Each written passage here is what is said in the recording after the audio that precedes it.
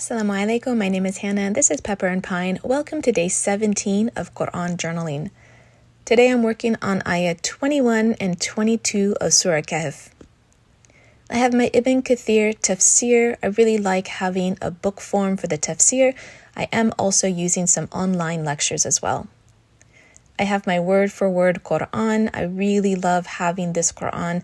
It helps me with the word-for-word translation. Of course, it has the Arabic and the English as well. One of my favorite resources for this project is my Qur'an notebook. This one has the Qur'an on one side and the English translation on the other side. And then the best part, it has all of this blank space here for you to write your notes. I did add some additional pages into the notebook so that I had a little bit more space to do my notes. And I just taped in some paper. I'm going to prepare that now. I'm going to use printer paper. I was using tracing paper before, but I'm just going to cut this in thirds, and it's just enough space to cover the previous area and still leave some edges along the side that are blank. And then it folds really easily if you just tape it in. But here's my Qur'an journal. This is what I'm going to be putting my notes in and my drawing and the Qur'an and the translation, although each day is a little bit different. Sometimes I have the Arabic, sometimes I have the word for word, other times I have just the English translation, and yet other times I have room for my own reflections. So each time has been a little bit different, and I have started to group some ayahs together because they went together really well, and I decided just to do the English translation, and I kept my notes in the Qur'an notebook, even though I really wanted to keep them in the Qur'an journal that I'm doing. But some of these ayahs currently are quite long, and so just writing the English translation has taken up the majority of the page. So I did remove the piece of paper that I had just taped in because I realized that actually the ayahs that I'm working on now are on a new page. So I have a whole big blank page here to work on. And because these ayahs are quite long, only a couple of them, maybe 3 or 4 of them are on this page, which is giving me plenty of room to write my reflections and the tafsir that I have read and listened to. So while these two ayahs seem to be pretty straightforward in what they are saying, there is some variations in the tafsir, different opinions, and I don't go into too much detail about the different opinions, and also my reflections are pretty minimal for this, but I do write down some of the history surrounding the people of the cave. And the history in the Tafsir book, I believe, is taken from Christian history. And when we are taking history, we do understand that this will be the information, not something from the Qur'an and the Sunnah. So this is just information which could be correct or it could be incorrect. And so we're not going to draw lessons or tafsir from the history. We're using it as to fill in maybe the blanks, but not to fill in blanks where there would be contradictions with Islam. So it's quite a skill to be able to do this, and I am just referring to the tafsir books as well as the lectures, and then writing my notes based on people who have studied this extensively. So Ayat 21 reads, "And thus we made their case known to the people, that they might know that the promise of Allah is true, and that there can be no doubt about the hour. Remember when the people of the city disputed among themselves about their case. They said, 'Construct a building over them, their Lord knows best about them,' as while those who won their point said, 'Most probably, the disbelievers, we verily shall build a place of worship over them.'" At first, I was just going to do this ayah number 21 and do an illustration of the cave with a structure built in front of it. And then I decided to include ayah number 22. And upon reflection, I think it would have been better just to do ayah 21 for this illustration.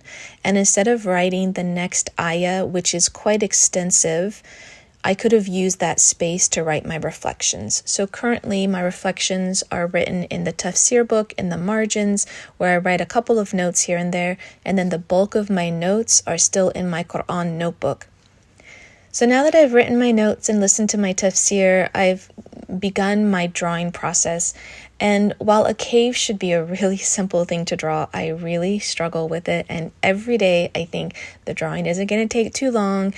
It's going to be simple. It's going to be easy. And it always ends up being something that's challenging for me and that takes a while to do, even though it's super simple. And in the end, it's not even that amazing, but it still took a long time.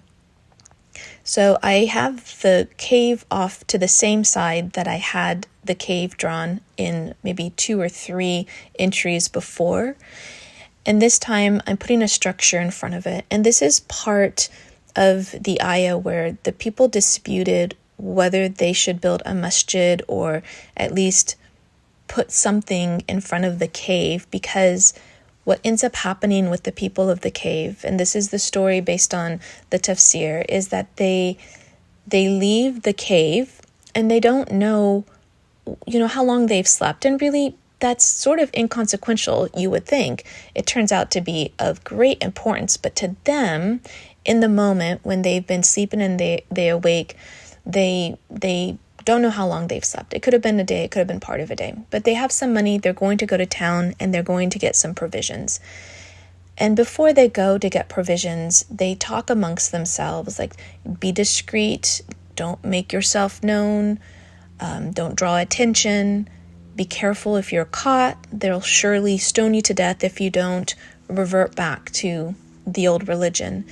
And in the Qur'an notebook, I added a reflection that I had missed in the previous session, and that was to clarify what it meant to be stoned to death, because in this situation, the sleepers of the cave, the people of the cave, they never adopted the religious ways of their community. They were always apart from their community.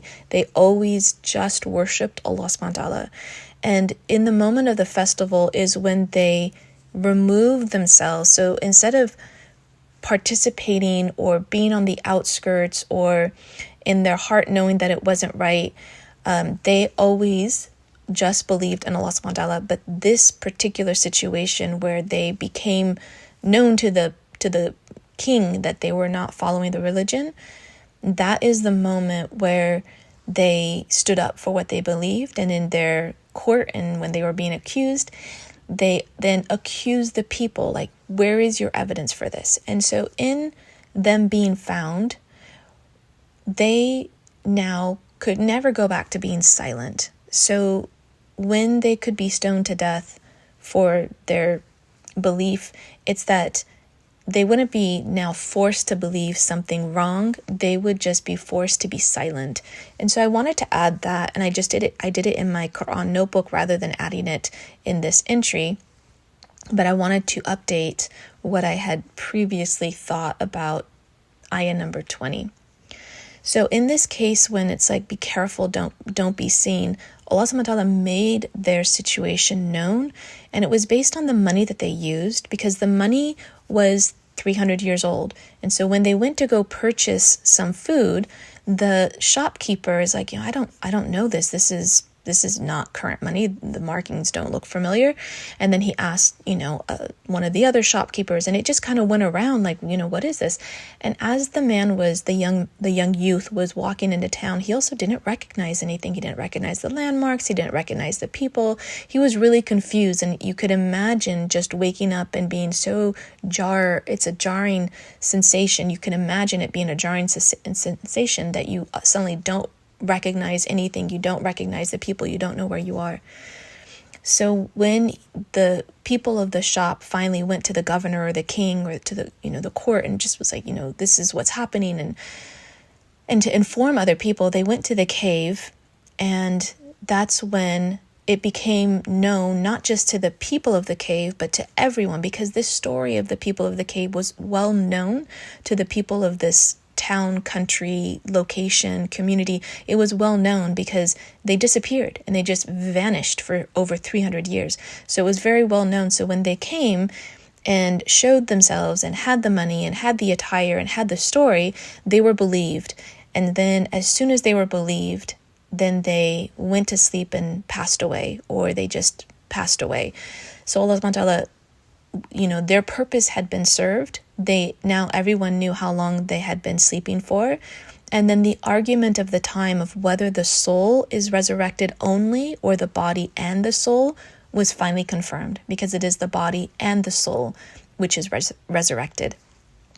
So here's the illustration with the cave and the structure in front of the cave kind of blocking the opening, which was debated whether they built a masjid or not, and we don't do that for our dead. We don't glorify their graves, and so there's debate as to whether this was what was built over it, or it was built and it was incorrect, that they should not have done this. So there's debate about that too. So I just made a structure just to show that the cave had been closed off and walled off. I hope that you're enjoying this series, and if you are Qur'an journaling with me, please tag me on Instagram. I've already seen some of your work and I am stunned. It is amazing. It is beautiful. So continue to do so. Don't forget to check out the blog post that accompanies this video. You'll find more pictures for all of these entries, my additional notes, and the best part, you'll find the resources that I'm using as well as links to all of the materials. You can find that link down in the description box below. And if you'd like to see how we're Qur'an journaling on a daily basis, you can find me on Instagram at Pepper and Pine.